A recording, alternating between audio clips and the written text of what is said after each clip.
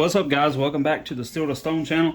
Today we got a little unboxing that we're gonna do. Got a special little knife, little cheap budget knife that I found interesting and thought I would pick up. So let's check it out. Open it up with the Ray Laconico Civivi Sokoke.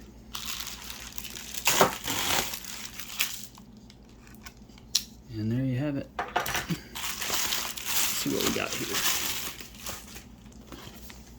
cjrb. This is the new lightweight bug out. Oh, sorry, pyrite. But probably cjrb's version of the bug out, right?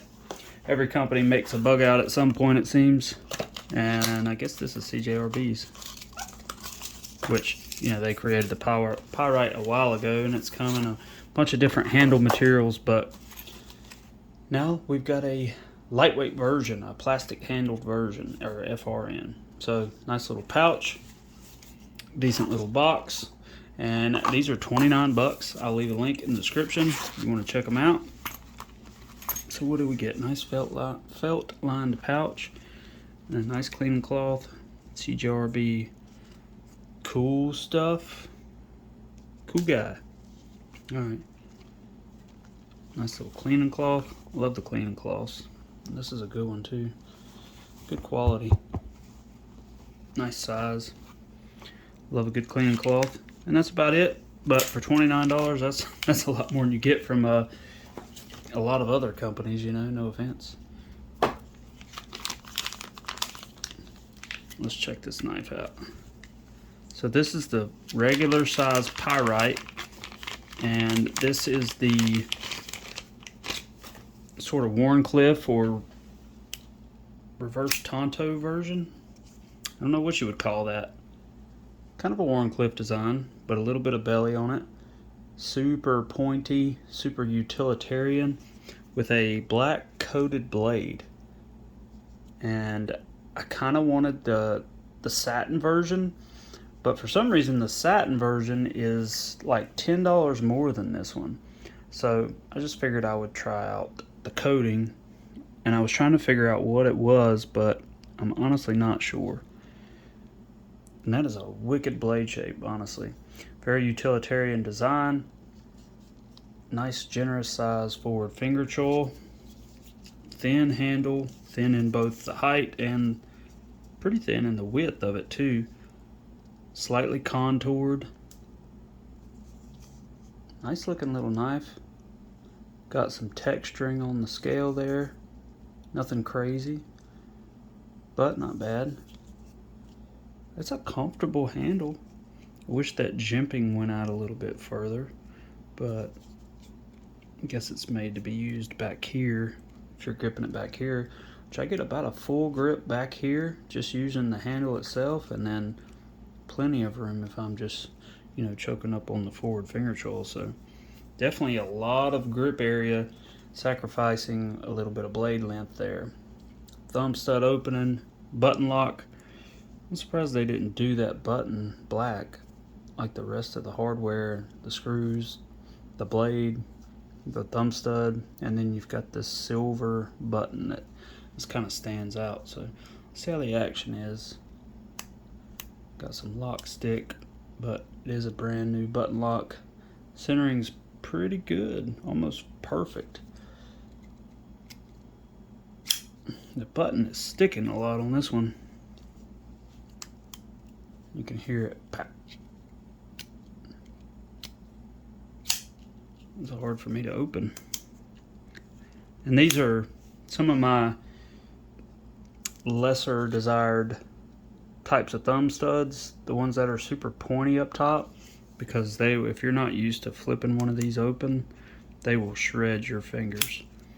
I guess mine are so numb to opening knives now, none of it really bothers me regardless, but that will definitely make your fingers sore. If you try to fidget with this and you're not used to fidgeting with a knife, it'll get you.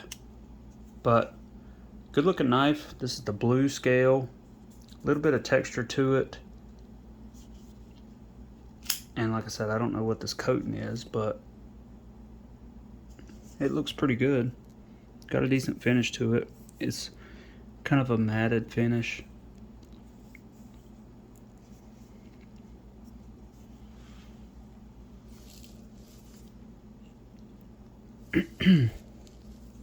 And a very aggressive blade. We'll measure the thickness behind the edge, or I'll put it on the screen right here so you guys can see it. I'm not going to measure it right now. A fairly thin blade.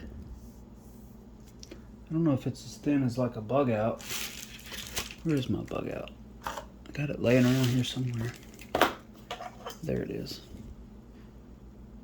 It's actually sort of a crowned spine. Hell, it might be it might be thinner than the bug out. We might have to measure that, guys. We might have to do that. I have to do that real quick. Or I'll just measure it and put it on the screen. But that's a thin looking blade.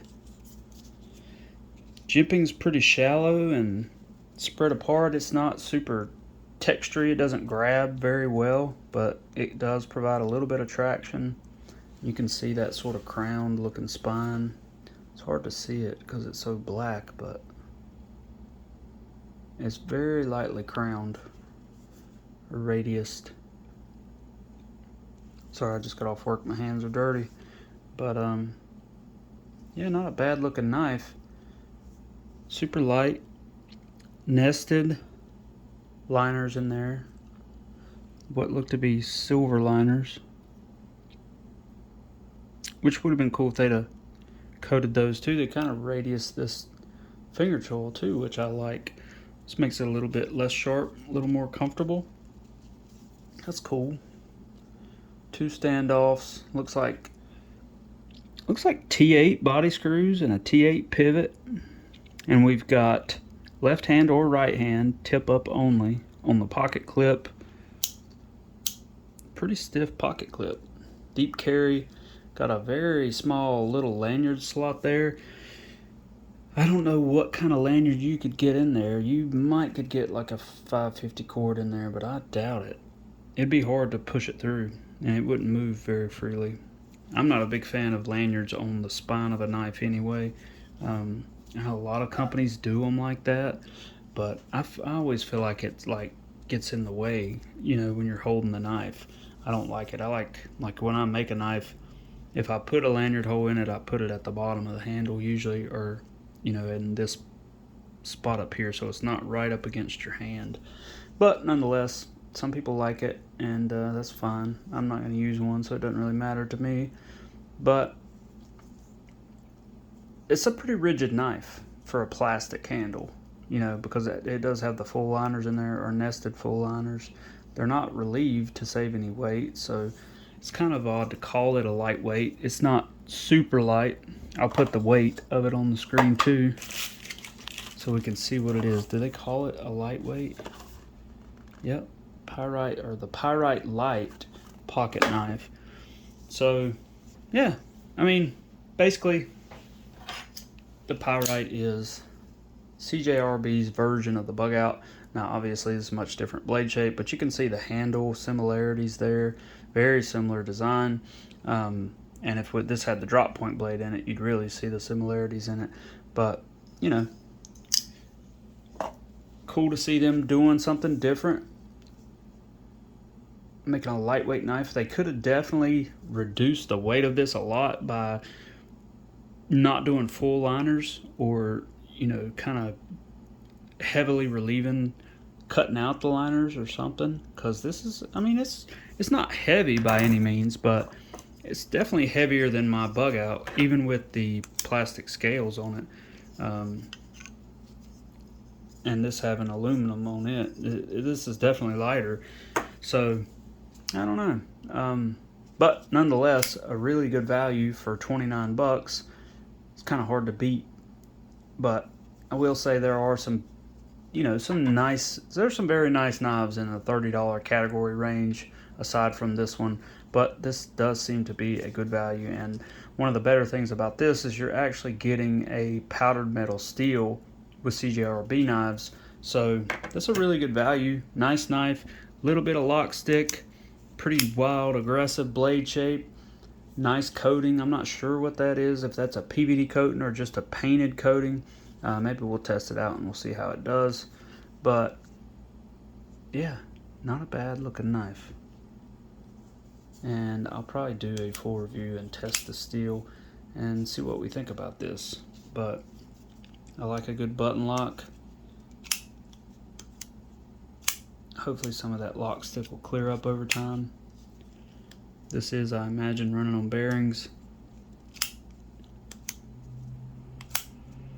It's getting a little easier to flip now, but yeah, nice little chamfer in the finger choil there. I like that. Small little radius around the edge of the scales, but I don't want to keep on too long with this. Just wanted to show it, do a little unboxing, and yeah, thanks for watching, guys. We'll catch you next time.